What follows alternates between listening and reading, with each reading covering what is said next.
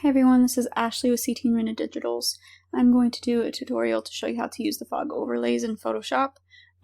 This is not a new listing, it's been in the shop for a long time, but I don't believe that I'm kind of going through all my listings to see which ones I need to create tutorials for. I believe I didn't do one because they're super easy to use, but I wanted to do just a quick one.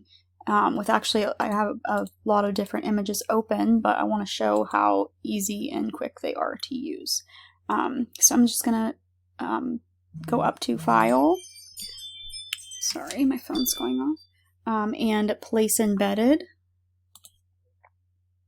And then navigate to the folder that your overlays are in. And there's multiple different options to choose from. I'm just going to, so many different ones. I'll use, I guess, this one. And then you just resize over your image. And you come over here and change the blending mode to screen. And now you can resize this, you can play around with it. I actually don't really like this one that much for that image. So I'm gonna right click my layer here and I'm gonna go up to Replace Contents. And I'm actually gonna use this one.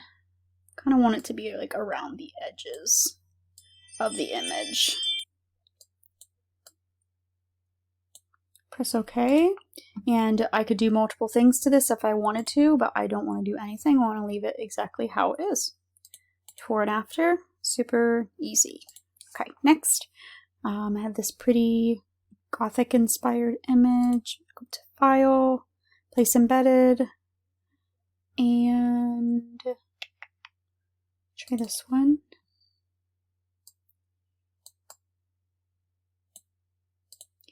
Change that blending mode to screen. Now we'll lower the opacity on this one. I like the thickness down at the bottom, but I kind of want to add some up there too, so I'm going to go up to File and Place Embedded again. And try this one. Resize.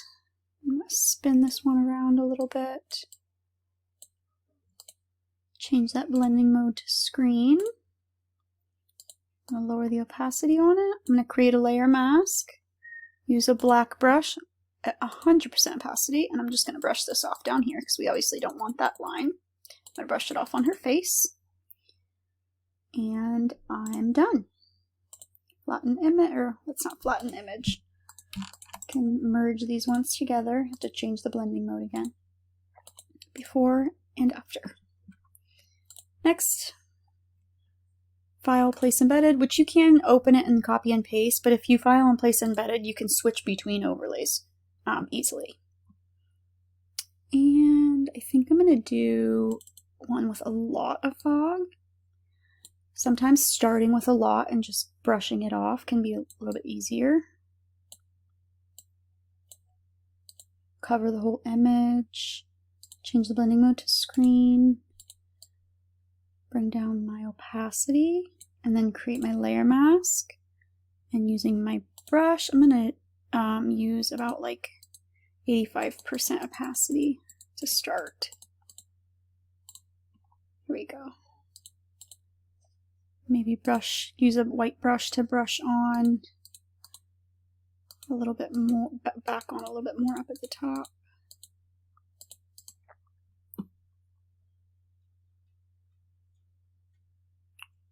Before, after, done. This one, so I have a cool one. I don't do outdoor very often. I'm mostly studio, but if you're doing like if I'm doing like an outdoor backdrop, I know specifically which one I would want to use. File, Place Embedded. Some of them have like a wind to them. This one I think does. Yeah. I would make this bigger. Change blending mode to screen.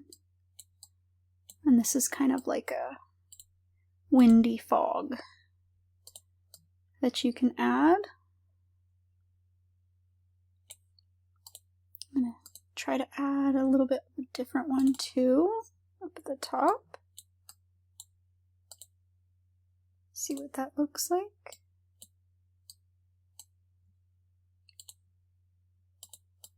Lower the opacity. Create that layer mask. I just want to brush it off of her face using a black brush. 100%. Subtle, but adds a lot more to the image.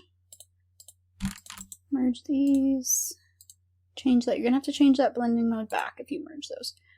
Before, after, done.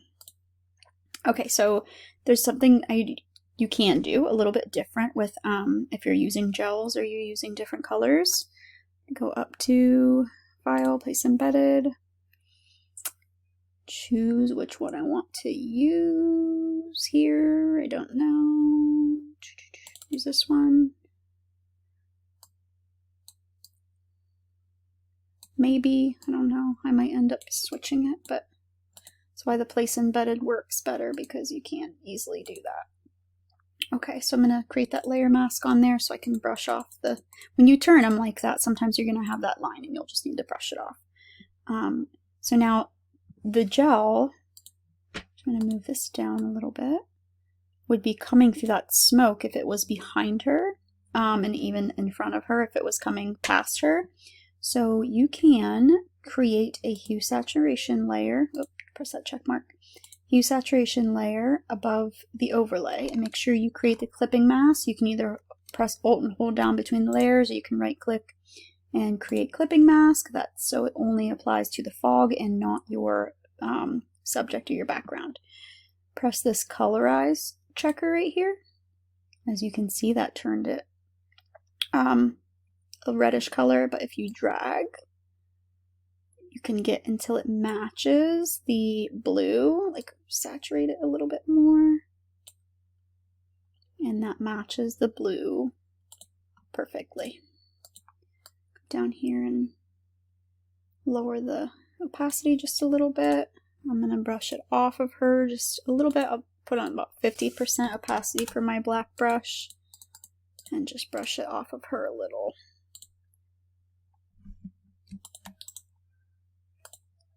Merge those, change that blending mode again to screen, before and after. It looks really cool.